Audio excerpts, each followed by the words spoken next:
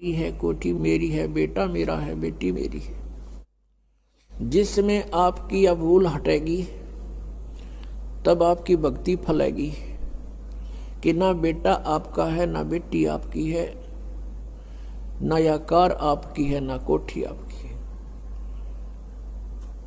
अब आपके बच्चे नहीं हैं, ये परमात्मा के बच्चे हैं। आप परमात्मा के नौकर हो और परमात्मा ने आपके पास ही अपने बच्चे भेज दिए, बेटा या बेटी।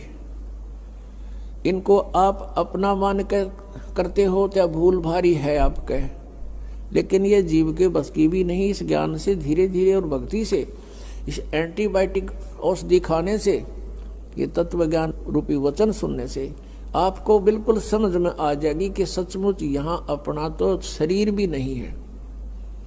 तो हमने इन बच्चों को जो आपको भगवान ने दिए हैं, इनके दास नौकर बनकर आपने इनकी परवरिश करनी है। भगवान से डर के इनकी सेवा करनी है, जैसे एक नौकरानी और एक नौकर मालिक के बच्चों की कितनी केयर टेक करता है। इस दास को इतिहास अब याद आते हैं, उदाहरण आते हैं जो संसार में घटे हुए हैं। भगवान ने जो हमें उदाहरण दिए हैं वो सत्य हैं।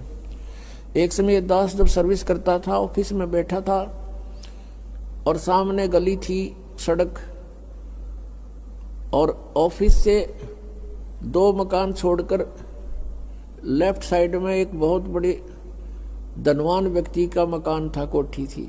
उसकी एक पुत्री थी, लड़की ज़्यादा से ज़्यादा 8-9 वर्ष की होगी।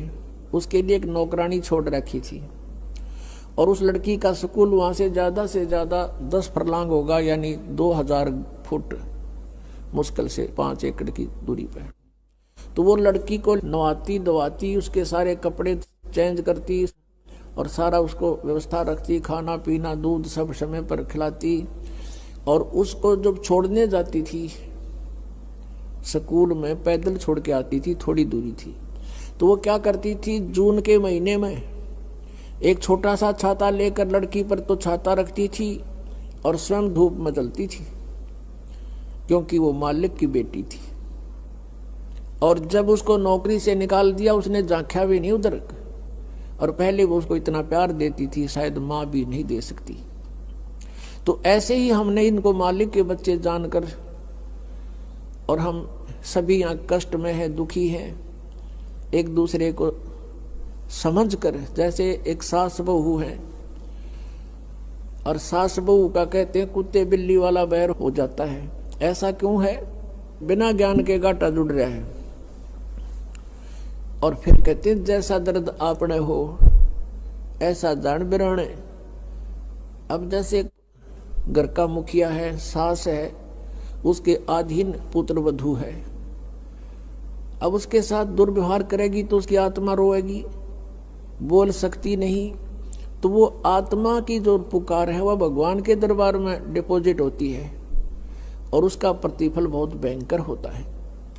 फिर क्या होता है कि कई जगह ऐसा है कि पुत्र वधू इतनी हैवी है सास पर, उसको तंग करती है, तो उस समय युज्ञान याद रखना चाहिए कि हम इस काल ने ऐसी व्यवस्था में जोड़ रखे हैं, क्योंकि यहाँ व्यवस्था ऐसी है। अब जवान बच्चे का और बूढ़े का कभी भी मेल नहीं मिले, ना मन मिले, ना व्यवहार मिले, ना विचार मिले, और फिर रहना इकट्ठा, सास और बहू ने इकट्ठा रहना और कति विचार नहीं मिले, यह गारंटीड बात है। और इसलिए झगड़ा रहेगा, यह भी रहेगा, लेकिन इसका समाधान इस ज्ञान से होगा। देखो, कोई भी घर में हानि करके प्रसन्न नहीं हुआ करता, कोई भी नुकसान करके राजी नहीं, लेकिन हो जाता है। और फिर उसके ऊपर एक दूसरे के साथ खींचातानी करे, तूने ऐसा कर दिया, तू ऐसा करता है, ये करता है। को बालक है उसने प्यार से समझा दे, लेकिन नुकसान जो होना है आपके भाग्य में पूर्व निर्धारित है, वो होके ही रहेगा। और वो नुकसान तो हो लिया और फिर वो झगड़ा बाकी रह गया, बेमतलब की टेंशन। जब आप परमात्मा की शरण में आ जाओगे, ये हानि भी नहीं होगी आपके, सत्कर मान लेना। और इस ज्ञान से जब यो मन बकवाद करेगा, इस ज्ञान रूपी लगाम से यू रुकेगा। एक सास बहू थी, बुढ़िया बहुत लड़ा करती अपने पुत्र वधू के साथ, इकलौता पुत्र था। अब बेटा न्यू सोचा करता भाई माँ की बात नहीं मानी तो माँ की आत्मा दुख पाओगी। वो भी अपनी पत्नी को ही धमकाया करता, गलती होती चाहे ना होती, माँ को प्रसन्न करने के लिए। और बुढ़िया बहुत कलियारी थी। अब पुण्यात्मा एक परमात्मा लीला बख्शते हैं, करते हैं, दया करते हैं। एक बहन सत्संग में जाया करती थी बुढ़िया माई, वो उनके घर चली गई, कुदरती परमात्मा भेजते हैं। और वह बुढ़िया लाग रही कति श्लोक सुनान अच्छी बुंडी कहना अपनी पुत्र वधू को, और वह बेचारी बोल रहा नहीं। अब बोलूंगी तो फिर सामने अपने बेटे दगड़वाएगी, तो वह बेचारी चुप रहने में अपनी खैर समझ रही थी।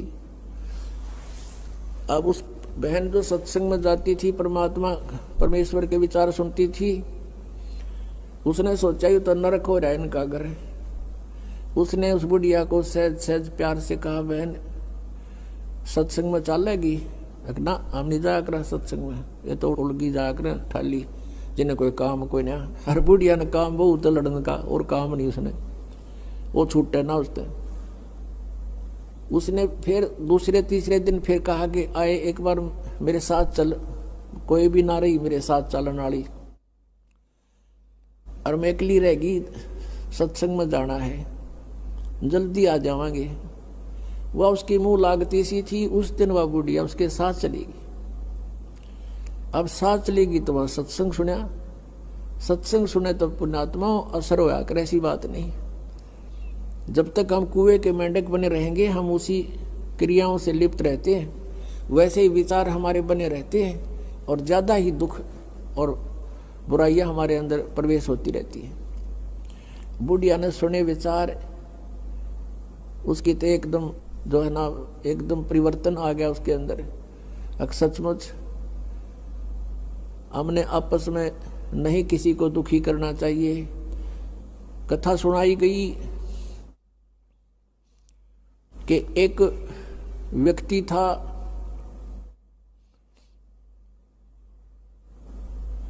वो कहीं पर साधना कर रहा था, बैठा था, साधना कर रहा था, और एक गाय भागी जा रही थी, और वो गर्भवती थी, और उसको ये आभास हो गया था कि कोई कसाई उसके पीछे पड़ा हुआ है। वो आगे वन में ओझल होगी। शिकारी वहां आया, उस साधक से उसने पूछा, गाय देखी आपने? कहते मुंह से नहीं बोला, उसने हाथ कर दिया ऐसे, किधर गई? वो कसाई ने वह गाय ढूंढ ली, वो मार दी। उसका भी प्रतिफल उसको भोगना पड़ा। कहते हैं फिर उसकी बाजू कट गई। इतना भी हम सहयोग देते हैं किसी अन्य दुष्कर्म के अंदर, इतना भी हमें हानि होती है। जैसे हमने मना किया है बीड़ी शराब मांस तम्बाकू पीना नहीं है, और किसी को पीने में सहयोग भी नहीं देना, उठा के भी नहीं देना, उसमें भी हानि होगी। आपको मर्यादा सारी पालन करनी होगी। कहने का भाव ये है कि एक व्यक्ति था और उसकी पत्नी बहुत लड़ा करती, बहुत झगड़ा करती थी, बहुत बुरा बोलती थी। तो किसी ने, वो जो व्यक्ति था अगले जन्म में जिसकी बाजू कटी थी, वो साधना कर रहा था, साधना कर रहा था, कहीं पर अगले जन्म में भक्त बन गया। तो उसकी किसी ने आकर के अचानक पहले तो उससे पैसे पूछे, बाबा जी पैसे निकाल सारे। पैसे नहीं है भाई मेरे दोस्त, उसकी बाजू काट दी। अब उसने सोचा भाई मैं भक्ति भी कर रहा हूं और यह आपत्ति मेरे पर कैसे आ गई। उसने सोचा भाई मैं इसका किसी से कारण पूछूं, मेरा कौन से जन्म का पाप था।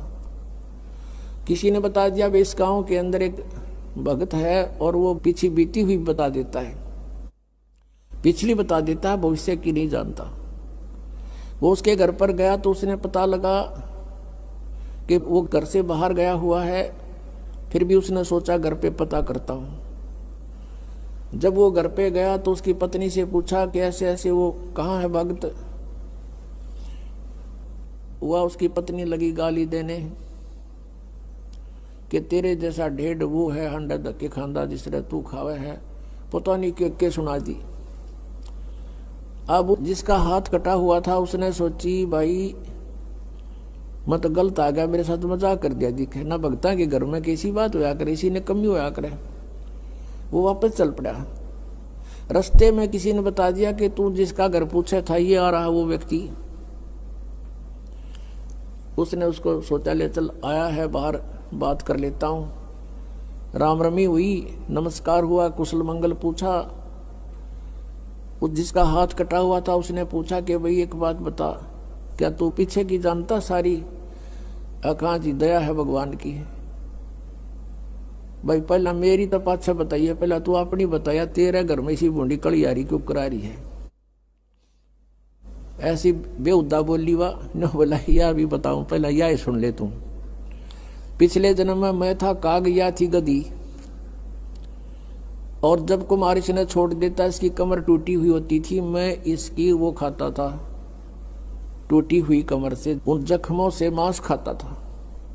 तो आज भाई अपना बदला ले रही है मेरे ते,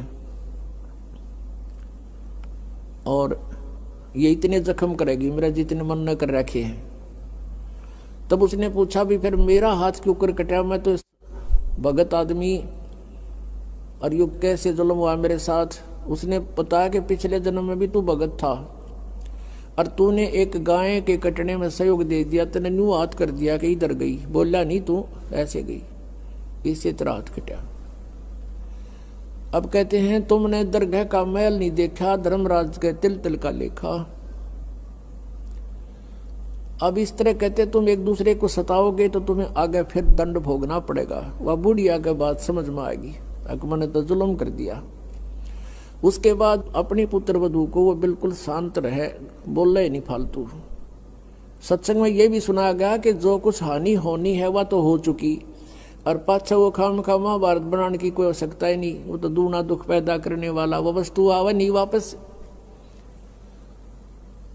एक दिन क्या हुआ, वो पुत्र वधू गाय भैंस का दूध निकाल के और ऊपर कड़ियों में कड़ा डाला कर दे, हुक लंबा सरिये का हुक ला देते, और उसमें बाल्टी टांग देते थे कड़े में, हुक में, कुत्ते बिल्ली से बचाने के लिए।